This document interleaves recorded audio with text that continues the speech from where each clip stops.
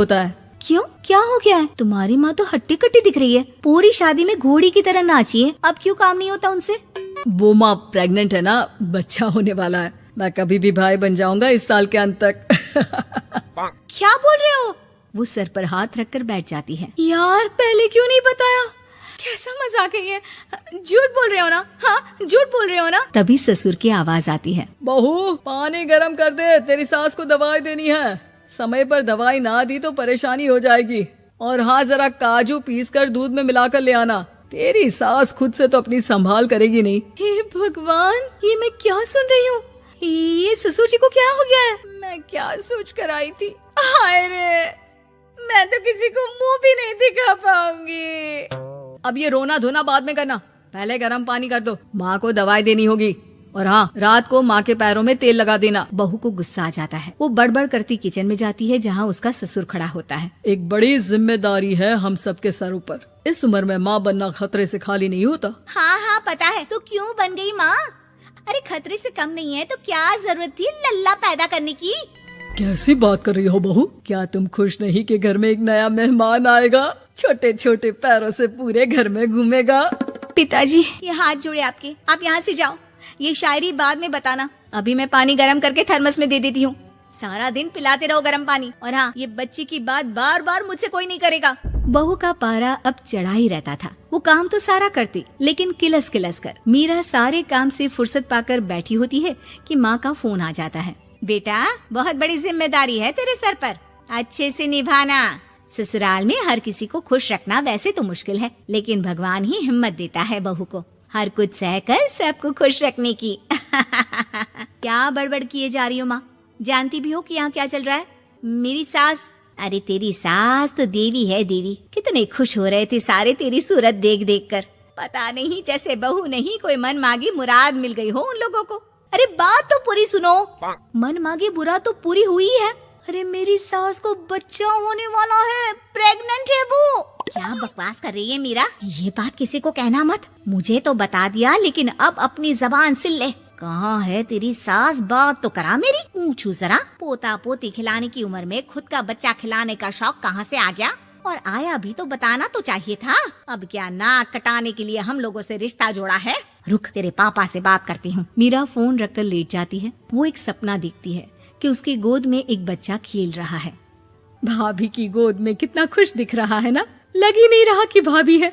मैं तेरे लिए क्या लाया हूँ, सोने की बालियाँ। तेरी शादी में तो मैं बुढ़ा हो जाऊंगा ना।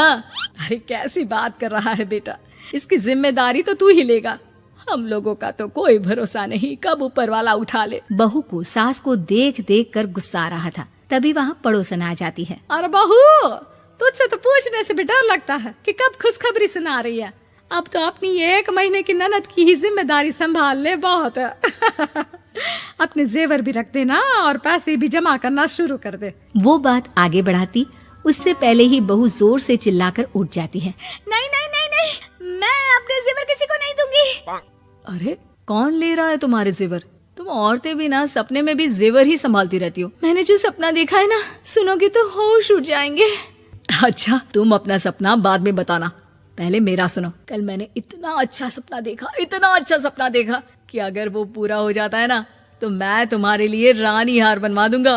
बहू अब सारे गम भूलकर पति का सपना सुनने में लग जाती है। अरे क्या सपना था बताइए ना, बोलिए भी तो, क्या सपना है? मैं पूरा कर दूंगी अगर बात रानी हार की है तो। बोलिए बोलिए। मैंने रात को सपना देखा कि माँ को बेटी हुई है और मुझे बहन। सच्ची, इस घर में बेटी हो जाए तो मैं तो झूम ही उठूं।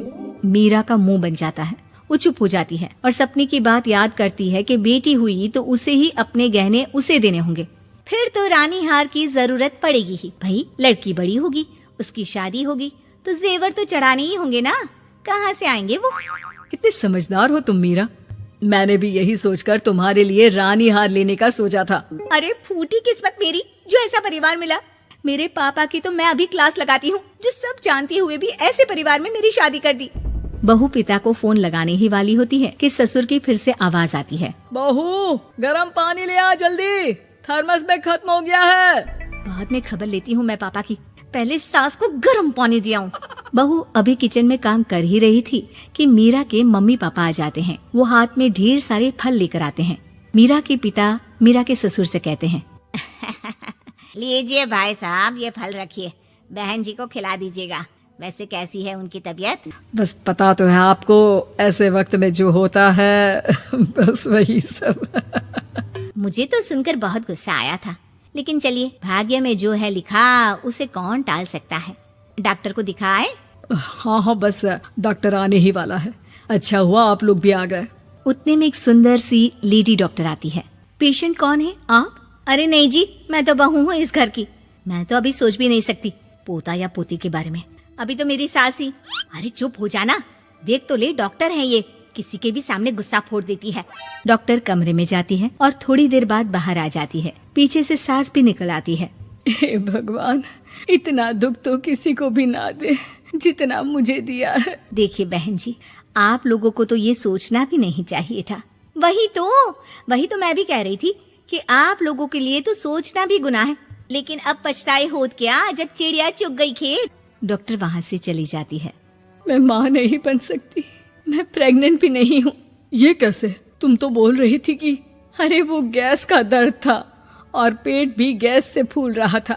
डॉक्टर ने चूर्ण दे दिया है, गर्म पानी से फाँकना है। मैं अभी लाती हूँ गर्म पानी। अरे मैं तो गीजर ही लगा देती हूँ। हाय रे, खुशी के मारे पागल ना हो जाओ।